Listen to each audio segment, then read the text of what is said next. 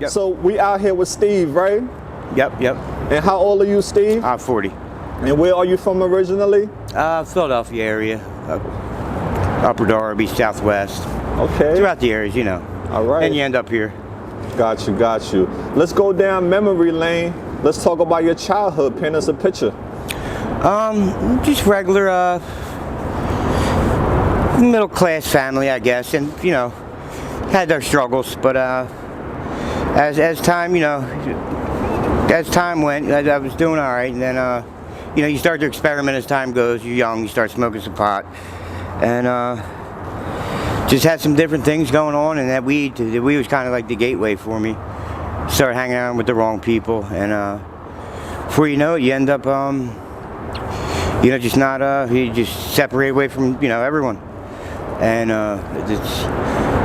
I grew up, I was doing good in school and all, and once high school hit, I did all right and got through it, graduated, and worked and all, and then got into the pills, got into the pill scene, and that led to the, you know, to the dope and all, and before you know it, you're out there until you get to a rehab or get locked up, and you know, that screws you up, and you're it's like you were saying, you got to get your, you know, your shit back together, and being out here is no joke. It's cold, it's, you know, it's not real good, but yeah, it's just trying to do the right thing now and try to get through it, try to work. But like you said, you're in a struggle here. You're not doing much. You can't you're stagnant. You need the help you can get, but and it does help, you know, anyone that does do things. No, you good. But yeah, just trying to make it through here, Malcolm. As you can see, you know how it is. It's cold out here, and not too many people around except for, you know, you coming by, which is nice to see you. And I'm just trying to make it now. Once you fall, you know, you fall to this demon or this monster that screws you up, and now it's just trying to stay afloat and you know, get to a rehab again, you know, get your life back together, and hopefully stay clean this time. I had a lot of clean time. I did good, and I got to do it again. It's been a few months now, a little longer than that, about 5 months, but I'm gonna just trying to just do the right thing each day. You know, I've been working here and there, but the main thing is to get back into a detox or a program, and you know, get the support that you can get out here, which isn't much, but you know. So, but I'm doing the best I can do as of right now. Right. It sucks. It's got really cold, but you know. Yeah, today is a little bit better than previous days. Previous days when that wind blow. Yeah, oh yeah, yeah, definitely. Especially under here, you catch that draft. Right. So but, you grew up with your mom and your dad? My mom, and you know, after I got a little older, I ended up moving in with my dad. You know, I had some troubles, and then it was just back and forth after that. Gotcha. And then I was kind of ended up being on my own after a while. What about siblings? Do you have any? Yes. I have 3 kids, and they're right now they're with their mother and all. But okay. I was doing good. Like I said, once I relapsed and I'm back out here, then you're away. Right. I just got to get reeled back in and get my shit together. Which will happen. What's the highest level of education you completed? 12th. That's awesome. What was the first job you had? What was I doing? It was a pizza shop. Okay. Pizza shop, and then I was just working from there. I ended up going from a pizza shop to working in the trades. Oh, what type of trade? I ended up doing carpentry, painting, you know. That's good. But now, right now, I was doing some paint work and even a little masonry, you know, a little bit of everything. So it's trying to get back on my feet, which, you know, where it starts is get back into a program, get into a rehab. I know this. So you got involved with pills. So you started out with weed and then you went to pills. Yeah, I got a surgery, you know, a couple times. But after a while, I ended up just going back into them and staying on them. So you had surgery, and that's why you was taking pills. Yeah, once you had that, you know, that initial effect from them, I guess your addiction must run into runs in the family. So, you know, I started taking them, and it went from there. You know, it changed. When you said addiction running your family, who else battled with addiction? Mom does. Dad a little bit, but he's doing good now. He was doing fine. But other than that, it's you know, it's really up to choice. You know, choice you make. Bad choices, right? Yeah. Now it's down to a choice, and getting too old for this now. Yeah, I gotta in and out of your family's life, your kids. I gotta Yeah. Okay. Thank you, get back brother. with them. Yeah. So. All right. So now I hear that, brother. Keep hope alive, as I will always tell anyone. Let's get to fentanyl. How were you introduced to that? It just changed from you know, pills to dope, which is pretty much all the above, fentanyl, whatever it may be, and it's you know, it's all mixed up shit that they give you. It's like killing people. You know, it's a bad choice to keep making. You know, it's pretty much playing with your life, being out here messing with it. Do you remember the first time you tried it? Fentanyl? Yeah, probably about 8 years ago, maybe. Did you snort? No, yeah, 5 years ago. Yeah, yep. You snorted it? Yeah. How did it make you feel? A little stronger than a pill would, than a Percocet would. You kind of just forget about things, your problems, Okay. and it just kind of numbs you, really. So why do you decide to get into the needles? I was back and forth with that. I mean, I would sniff it, I would do that. I mean, it just comes down to, you know, how people's choice to do it. Some people smoke it, some people snort it, some people shoot it. Yeah, like I said, you back and forth with it, really. Right. So when you shoot, how do you feel? What goes on in your mind? You just forget about stuff, really. It pretty much puts you in a different mind setting. I mean, some people, depending on their brain makeup, they go into a different way. They're all either zombied out, or some people get energy, some people don't. But yeah, it's quick to kill you too. A lot of people dying over it. So far I've been, you know, fortunate, but I gotta wake up and get help and get right. So how many bags of fentanyl would you say you need every day to stay well? Nah, it's 5, 6, sometimes more, sometimes less. It all depends. You know. Gotcha. I try to keep it as low as I can, Right. which doesn't always happen. But like I said, you got people that want to be totally out there, knocked out and zombied out, and can't even stand. Then you got people that want to be functional. I kind of want to be functional to where, you know, you're not totally D'd up, so you can actually, like, you know, walk in somewhere. Right. So where are some spots that you shoot, like on your body? Where do you shoot at? I'd use my arms a little bit, but like I said, I try to sniff it a lot too. I smoked it some, just because I don't want track marks, and I've been kind of fortunate not to have them yet. So, and that's one thing you don't want to be stuck with. It's a bunch of track marks. So where are some places that people shoot the fentanyl into? God, they shoot them everywhere.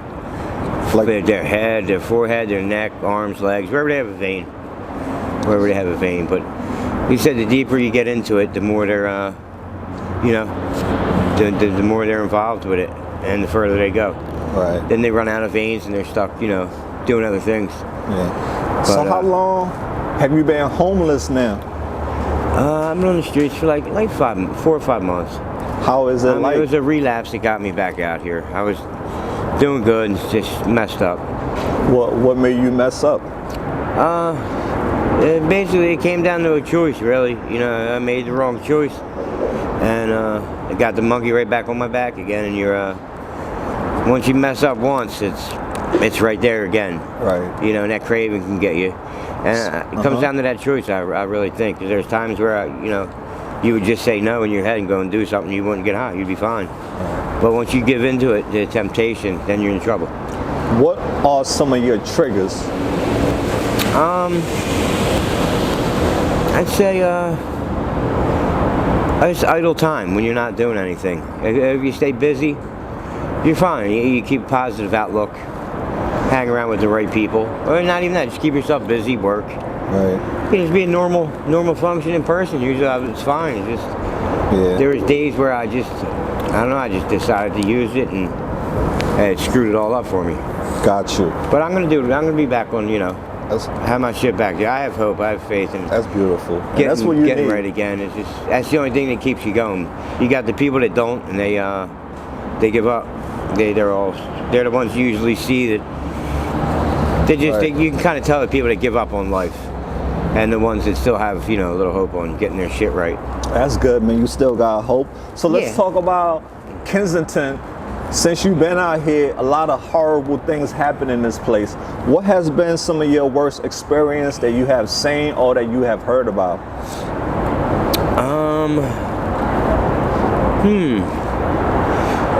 Let's say I don't know. You see a lot of shit happening here, but or you hear about it. Oh, that has happened to you. I don't know how to say this one, but yeah, people get they get hurt all the time, killed all the time, but anything bad has happened to you since you've been out here? Nah, a couple fights. Nothing crazy, but Got you. yeah, I got jumped once. Yeah, I did get hit once. I had a little hospital visit, but other than that, that was really it. I'm pretty easygoing. I try to avoid the conflict, and I just keep I watch my surroundings. Got you. Because you get the wrong, wrong crowd. Some people are they're just glutton for punishment. They walk right into something that they should have known better, and don't use their head. Don't think. Got you. You gotta have street smarts, something. Yeah, absolutely. So you're out here. Is this your tent? No, it's my buddies. I actually just come by here to get high. I usually stay out here too with them. Yeah. We have a couple of spots here we all stay at and get high. Sometimes I'll be in the hood, or I'll be at a friend's house, or I'll be over here. Yeah. It all depends. I try to. Luckily, I got a couple of friends that have spots to where I can crash at their house sometimes. But then there's times where you don't go. You're out here. You'll be out in this area for days. Days will go by, and then you'll go back. You see one of your buddies go back again, and it's just it's not either way. It's not a good way to go. What is it? Right. What is it like living this life? Tell the people what is it like to be, an addict, to be homeless. What is it like? It's not good. It's not a good life. You kind of, you choose it. You make your bed. Lay in your bed, or you lay in what you make. But I don't know. Once I get my shit back together, I'll be back trying again, and hopefully this time I'll learn from so many relapses. Right. I really don't even think that relapse is part of recovery, because you relapse, you're fucked up. You're out here. You don't want to. Right. So I relapse, I'm out here. They say that's that. Oh, it's part of recovery. That shit ain't part of recovery. That shit kill you. Right. Yeah. So there really is no margin for error when you're into this kind of game. It's bad here, especially in the back in them areas when you're out. Got you. All right. So what will you tell your younger self if you can go back in time? What will you tell your younger self?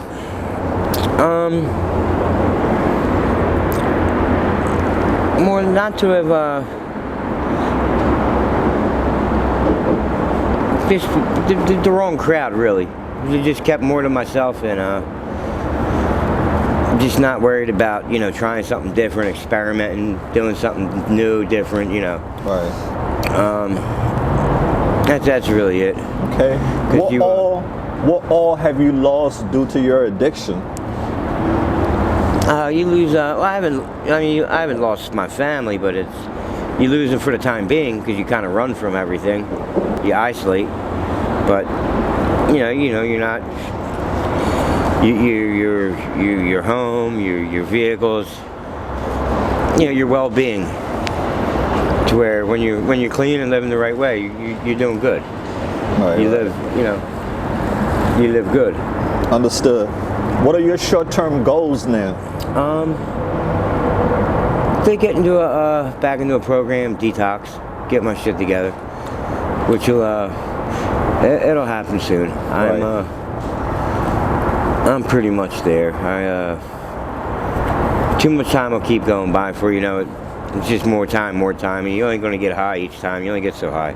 Gotcha. And it's the same thing each day. So it's just whenever you're finally ready. So what do you think you need to get you right to not go back to this lifestyle anymore, to not use drugs anymore? What do you need? Basically, get into a rehab and detox, rehab, and start the whole thing again, and get to maybe a halfway house. And I was always trying to come out and get right back on top, get things going, work. This time, just take the time that it takes to get your head right or your life right. Usually you're in a rush when you get out and you want to get back working and get back making money, and that 1 month or 2 month span ain't worth it. I mean, it doesn't work. I mean, I think if I had a different little longer time away, it would help. Gotcha. In a different positive setting, Right. Yeah, a lot of people do need that instead of coming back to the people, places, and things, right? Oh yeah. Facts. Yep. So now you said how many children you have? 3. You have 3 kids. Now, do you think sometimes how this lifestyle that you're living is affecting them? Yeah. Oh yeah. They understand what's going on, but it's still that's what makes you want to get back clean and back in the rehab. That's the main thing. Gotcha. That's what'll lead me back to it. So it's beautiful. It's just a no-win situation, especially with that. Gotcha. So that's If your friends or your family see this video, what message would you like to send to them? I love you guys, and I'm getting into a program or a detox like as soon as I can, which will probably be this week, hopefully. Beautiful. Awesome. Which I can pretty much quote that. I even tell these guys when I see them, I want this to be over with, especially when you've been clean for a long time. You want to get back to that. Yeah. What do you miss most about being clean? Just your peace of mind. Your freedom, being able to just go out and not worry about getting high or anything like that. All right. Kind of do what you want. You're not a prisoner to this shit. Yeah. You just you can be yourself. All right. Let's get off topic and we done, okay? Okay. What's your zodiac sign? Pisces. Yo, shout out to the Pisces. Show your sign some love. What are some of your favorite foods? I like pizza, seafood, crabs, lobster. Okay. Pretty much everything good. I like to eat everything. Great. I enjoy all foods, really. Especially, when you're clean. That's right. So, do you have a favorite band or artist you listen to? It's funny. I can go from rap to alternative to rock to classic rock to. I'm a mix of everything. So it's awesome. It's I like all music. Got you. When you was a little kid, what do you want to become when you grow up? I wanted to become a firefighter. No, I'm kidding. I wanted to. I don't know. First you think you're going to be a good sport because you played sports, and then I ended up just. I kind of wanted to be in the trades. I noticed because my dad was into that, and that's what I ended up doing. If you could pick one or the other, if you could fly or be invisible, which one would you pick? Oh wow. Probably invisible. Why? Just for the time being, because when you're getting high, you don't want anybody to see you, especially being on this video. But it does help, like you were saying, you talk to people, and maybe to help somebody else, one day. But if I was clean, of course you want to fly because you'd be on top of the world. You want to do the right things. So it's kind of a two-sided answer for me. Got you. Visible when you're high and fly when you're clean. All right. So this want to take us home. There are a lot of people in this world who judge people who are struggling with addiction. What's your message for the world? I say just believe in yourself and do the best you can and make the right choice. Really, it's what it comes down to, is the choice. And don't give in to temptation.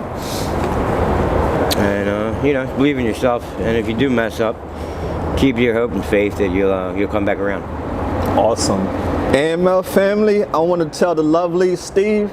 Right, Steve? Yep. I want to tell Steve, thank you so much for being courageous and helping to make a difference. I hope his story resonate with someone and they won't come down this road, or they can learn from his bad choices he made in life.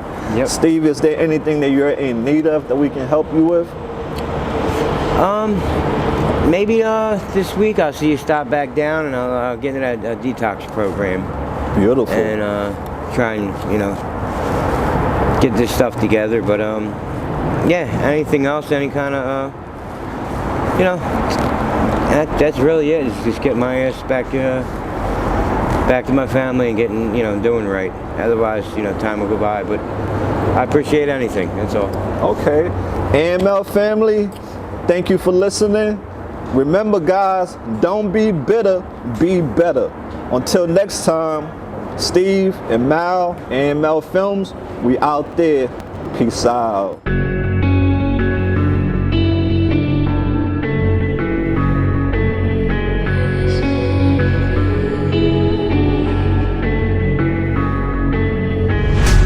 Quiet's driving me insane. Silence rattles in my brain. Yeah, I gotta get away. Always waiting for the phone, so I built my towers tall, wandering through these empty halls. Break the cycle now, walls are coming down.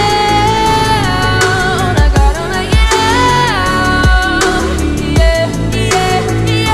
Yeah. Look my fear right in the eye. I just wanna feel alive. I just wanna feel alive. I just wanna feel